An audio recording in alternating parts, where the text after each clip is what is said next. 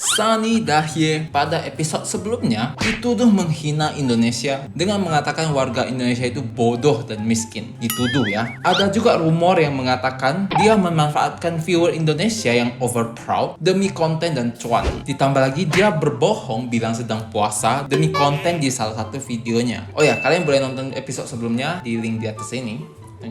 Bahkan ada satu akun Instagram anonim bernama @sunnyisaliar2 yang membongkar keburukan dan sifat asli dari YouTuber Korea ini, yang sifat dia yang berbeda di depan dan di belakang kamera. Namun sekarang akun Instagram sunnyisaliar2 itu sudah lenyap tak bersisa ya. Kemudian Sunny juga dituduh tidak menghargai sebuah karya seni, di mana mantan editor Sunny bernama Natasha atau Setstream ikut bersuara dan menceritakan semua pengalaman pahit yang dialaminya. Nah, sekarang kita lanjut part 2-nya guys. Setelah ditunggu-tunggu, akhirnya Sunny pun klarifikasi. Ya dong, dalam sebuah kejadian kita harus mendengar cerita dari dua sisi. Nah, sekarang kita mau tahu dong apa sih klarifikasi dari Sunny Dahye atas segala tuduhan yang ditujukan kepada dia. Nah, sudah saya rangkum nih guys, biar kalian enak nontonnya. Yuk gas! Anda di acara Monton, Raymond nonton.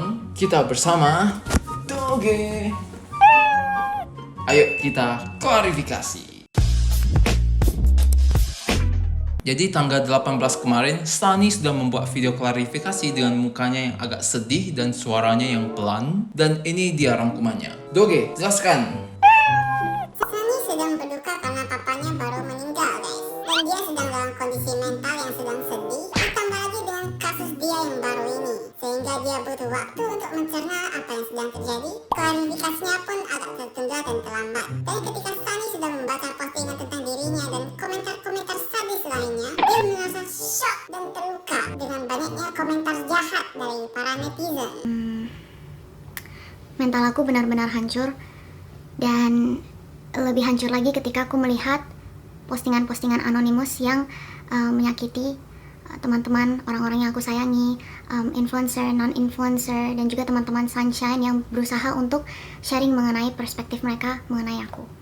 Begitulah guys, kalau udah menyakiti hati netizen Indonesia ya. Jangan main-main loh, apalagi netizen Korea kan punya reputasi rasis terhadap netizen Indonesia. Sulut api sedikit langsung menyala. Lalu Anda tinggal menunggu netizen Indonesia menghajar seluruh akun sosmed Anda. Dan hal yang membuat aku paling sakit hati adalah rasa cinta aku kepada Indonesia itu dipertanyakan. Aku benar-benar cinta guys dengan Indonesia. Dan aku hanya memiliki rasa hormat kepada negara ini yang mengajarkan aku budaya, tata krama, moral values, dan juga sopan santun semua dari negara ini. Gini deh, aku benar-benar cinta guys sama Indonesia. Coba kalau orang Indonesia tidak memberikan dia panggung, tidak menonton video dia, tidak kasih dia AdSense, apakah dia masih cinta sama kalian? Kurasa tidak. Kalian sangat berarti untuk aku, because kalian adalah sumber cuanku, kata seorang netizen. Karena kebetulan saja orang Indonesia ini over proud ya. Jadi ada orang asing, orang Korea yang pakai bahasa Indo, makanya mau ditonton. By the way, memang tidak salah sih menargetkan orang Indonesia untuk dapat views yang banyak. Namanya juga content creator dengan marketnya masing-masing ya. Tapi yang menurutku salah di sini adalah, udahlah pakai orang Indonesia untuk dapat view, kemudian kamu malah hina orang Indonesia. Kayak ngata-ngatain miskin bodoh gitu guys. Tapi itu masih rumor ya, dan belum ada bukti. Ayo lanjut. Mungkin teman-teman ada yang nggak tahu, tapi aku jujur lebih nyaman berkomunikasi dalam bahasa Indonesia dibanding bahasa Inggris atau Korea, karena that's just my mother tongue, bahasa ibu aku. Tunggu. Barusan dia bilang aku nyaman berkomunikasi pakai bahasa Indo daripada bahasa Inggris atau Korea ya. Tiba-tiba that's just my mother tongue. Kok pakai bahasa Inggris? Jadi yang mana mother tongue-mu? Korea, Inggris atau Indo sih?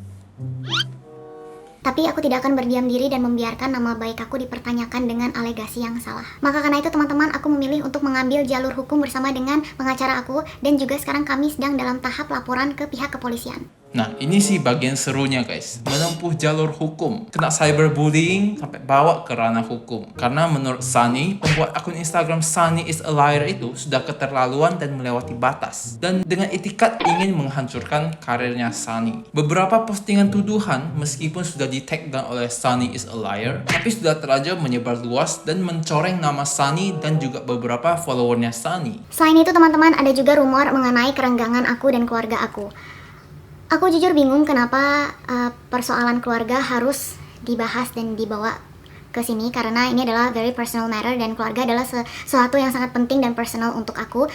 dan aku memilih untuk tidak membahasnya di sini. By the way, ini kerenggangan keluarga dan Sunny ya. Sepertinya nggak penting untuk dibahas di sini deh.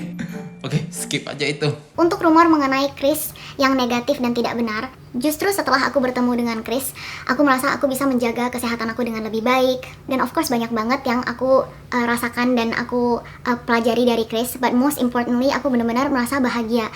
Jadi di sini Sunny merasa lebih bahagia sekarang karena sudah bertemu Chris dan juga belajar banyak dari Chris. Jadi Chris ini bagi dia adalah positive influence, bukan negatif ya. Dengan ini teman-teman, aku memutuskan untuk mengambil break dari YouTube, sosial media, akun-akun yang lainnya, karena aku ingin fokus dengan keluarga dan juga mental health aku. Kemudian Sunny ingin rehat sementara dari YouTube dan sosmed semua untuk fokus pada keluarga sekaligus beristirahat untuk menjaga kesehatan mental dia. I want to personally address Natasha, an artist we worked with 2 years ago.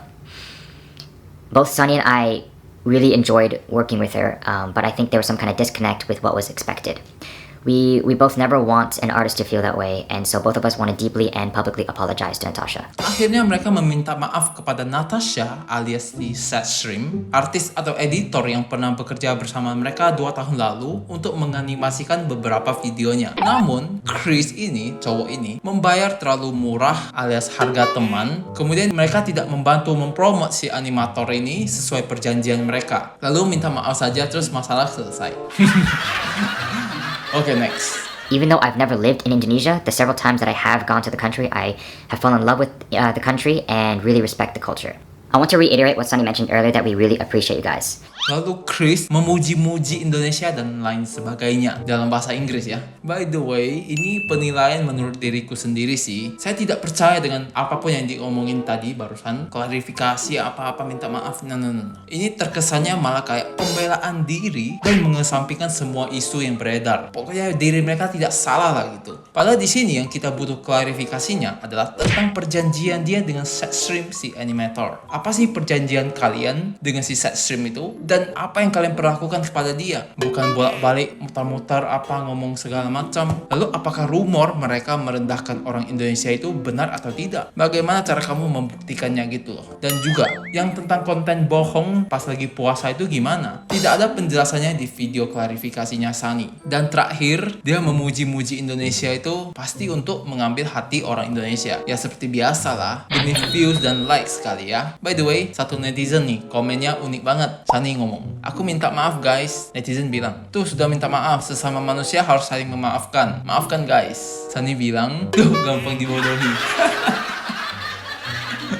Sebelum selesai guys, jangan pergi dulu. Setelah klarifikasi minta maaf dari Sunny, Natasha si mantan editor atau animator mereka dengan Instagramnya Setstream merespon. Nah ini baru. Mari kita membaca guys. Oke, baca. Baik ya si Setstream, langsung dia kasih translate-nya. Jadi kita tinggal membaca. Ini guys, Setstream mengpost story seperti ini. Saya baca ya. Saya melihat video permintaan maaf dan ini adalah balasan saya. Saya akan menggunakan Google Translate untuk membantu Anda memahami. Saya tahu bahwa saya tidak melakukan kesalahan dan saya bangga bahwa saya membela apa yang benar. Saya pikir sangat tidak masuk akal bahwa saya menerima pesan kebencian dan ancaman kematian dari penggemar Sunny. Jika Anda merasa mereka tidak bersalah, silakan lihat bukti saya. Saya akan membuatnya jelas. Saya tidak menerima permintaan maaf ini.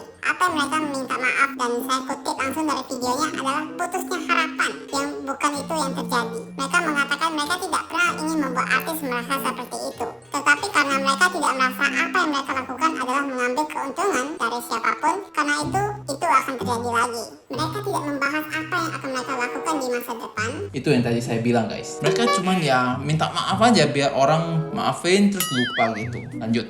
Pada akhirnya mereka masih akan menggunakan semua gambar saya selama bertahun-tahun yang akan datang, dan semua orang akan melupakan apa yang mereka lakukan. Saya tidak mencoba untuk membuat ini masalah besar. Saya hanya mencoba mengatakan bahwa memberi kredit kepada artis itu penting dan sebenarnya tidak terlalu sulit untuk dilakukan. Iya kan cuman taruh namanya, mengkreditkan si artis yang sudah membuat animasi ini. Meskipun sudah bayar harga temannya, tapi itu kan sesuai perjanjian kamu. Nah inilah bukti yang mereka janjikan. Ini adalah percakapan WhatsApp saya dengan Sunny sebelum memulai project. Nah ini guys, si Sunny bilang, sayang saya pikir untuk saat ini saya pikir yang terbaik untuk tag nanti. Jika tidak apa-apa, aku hanya takut Anda akan mendapat masalah. Masalah apa? Jadi mari kita lakukan menandai ketika semuanya banyak tidak lagi bersih. Aku janji akan tag kamu di mana-mana. Love, love, love. Nangis-nangis, love, love, love, love, love, love. Janji ya. Karena apa yang dilakukan Chris di Tokyo Creative, banyak orang yang marah mencarinya.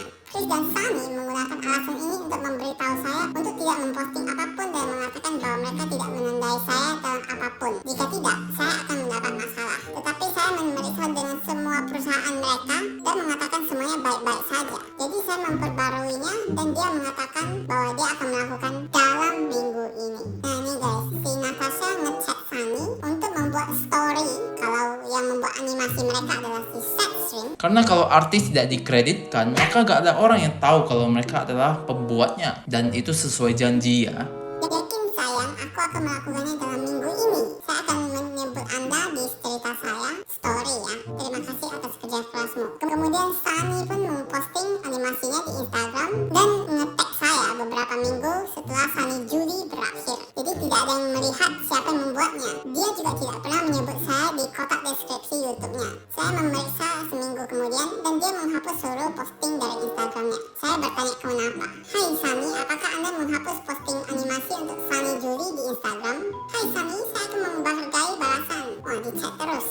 Nah, kemudian Sunny balas, hai Natasha, maaf saya sedang sibuk untuk beberapa hari. Saya tidak menghapuskannya, saya cuma mengarsipkannya. Jadi si Sunny ini udah pakai animasinya si Setstream, gak di tag, gak di mention di story sesuai perjanjian. Dan setelah kampanye Sunny Juli sudah berakhir, dia baru tag. Nah orang udah lupa dong siapa yang buat si Sunny Juli itu apa gitu, animasinya kayak gimana kan. Tapi semua gambar animasinya dipakai. Nah gimana itu guys? Tidak ada permintaan maaf karena melanggar kesepakatan harga teman.